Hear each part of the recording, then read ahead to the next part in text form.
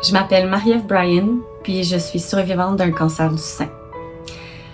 Dans le fond, moi, j'étais enceinte de 24 semaines quand j'ai su que j'avais un cancer du sein, un triple négatif. Mon médecin me l'a annoncé, ça faisait 7 biopsies que je faisais. Puis à chaque fois, il y avait comme un petit côté « Ah, mais ça sera sûrement pas ça. Ah, mais ça va sûrement être des petites cellules précancéreuses. » Puis finalement, je me souviens, un vendredi au mois d'octobre, être rentrée dans son bureau, puis ma vie a complètement débarqué du jour au lendemain. Je suis comme tombée en bas de ma chaise en l'apprenant. Je comprenais pas que c'était possible pour moi de me dire est-ce qu'il faut que je choisisse entre laisser mon enfant aller parce que j'étais enceinte pour pouvoir me guérir. Puis finalement, mon médecin m'a transféré à un oncologue vraiment sympathique. Puis il m'a vraiment rassurée rapidement. J'ai été pris en charge le lundi suivant parce qu'il faut savoir que quand on a un cancer qui est un triple négatif, c'est très virulent. Et en tant que femme enceinte, nos cellules, moi je suis jeune aussi, j'avais 36 ans à l'époque que j'ai eu le cancer. Et plus t'es jeune et plus vu que t'es enceinte et que t'es en train de tu vas donner la vie, ben les cellules se régénèrent vraiment rapidement. Donc c'est encore plus agressif. Donc c'est pour ça qu'ils m'ont pris rapidement.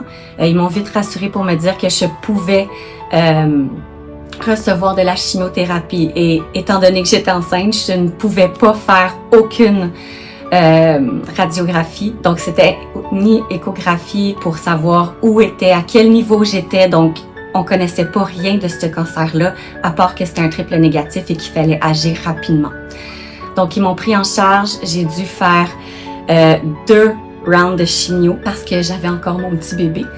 Donc le premier, on me l'a donné sur 4 semaines. Puis ensuite, j'ai pu accoucher.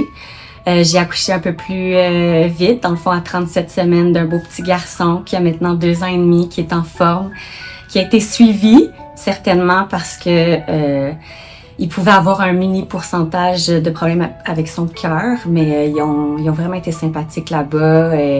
Ils l'ont pris, ils l'ont vérifié, ils m'ont fait une échographie à 10... une fois qu'il était à 8 mois. Après ça, ils l'ont revu quand il est né, puis à 10 mois, puis il n'y avait rien du tout. Donc, c'était vraiment un soulagement pour moi. Mais ma plus dure épreuve allait commencer, celle de continuer la chimio en venant d'accoucher. J'ai eu 1 semaine pour m'arrêter, prendre un petit moment avec mon bébé, savourer le moment présent, puis je recommençais à faire de la chimio. Donc, je recommençais sur 12 semaines, traitement de 12 mois sur une chimio assez agressive, mais en même temps, j'avais mon nouveau-né. Donc, il y avait tout ce côté d'organisation. Je pouvais pas laisser mon nouveau-né à n'importe qui. Et c'est là qu'on dit souvent que ça prend un village pour élever un enfant. Ben, ça a pris un village, moi, pour m'aider avec mes 2 enfants.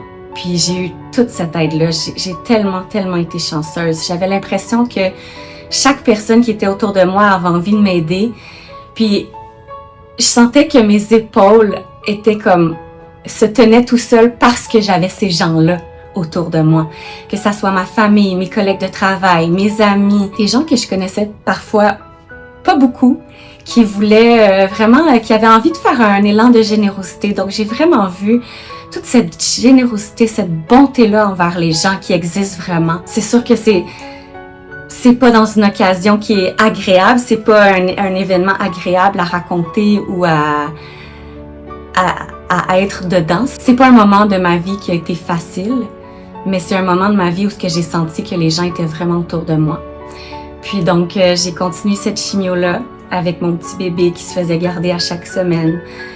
La première semaine a été horrible. Je voulais pas partir, j'avais de la misère à le laisser aller, il était tout petit. Mais j'ai finalement eu confiance en la personne qui était là, puis ça a bien été. Par la suite, j'ai fait de la radiothérapie. J'ai eu 2 chirurgies entre-temps aussi pour aller voir si justement le cancer était finalement parti. Puis on analysait en même temps si j'avais les ganglions qui avaient été touchés. Donc ça, c'est une bonne façon de voir à quel stade qu'on a pu être si nos ganglions ont été touchés, puis de savoir aussi si la maladie s'est pas plus propagée. Dans mon cas, j'en avais pas, donc c'était positif. Je devais quand même poursuivre des traitements d'immunothérapie pendant plusieurs mois par la suite, par prévention, parce que récemment, ça a été prouvé que l'immunothérapie aide. Et je peux dire qu'aujourd'hui, la recherche m'a vraiment sauvé la vie. On n'aurait pas pu croire, à chaque fois que je le racontais, en fait, que j'avais fait de la chimiothérapie avec mon bébé dans le ventre. Tout le monde n'en revenait pas. Presque personne savait que c'était possible. Même moi, jusqu'à temps que j'arrive dans le bureau de l'oncologue, j'avais aucune idée que c'était possible. Dans ma tête, je me disais, il fallait que je fasse un choix parce que j'avais déjà un autre enfant à la maison. Donc aujourd'hui, je suis là devant vous, vivante plus que jamais. J'ai le goût de vivre. J'ai eu envie de tirer une leçon de tout ça pour me dire que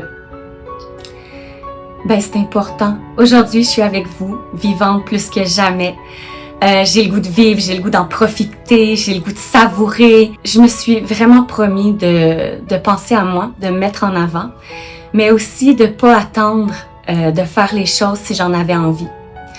J'ai voulu aussi, à travers ces mois-là de maladie, me questionner sur qu'est-ce que je peux en tirer de tout ça, qu'est-ce que ça m'a apporté tout ça, parce que je pense qu'il faut toujours tirer une leçon des choses qui nous arrivent, surtout quand on a des épreuves comme ça, des défis. Dans mon cas, j'ai eu envie de me dire que mon travail, en premier, il faut qu'il change. J'ai eu envie de vouloir aider les gens. J'ai eu envie de faire une différence.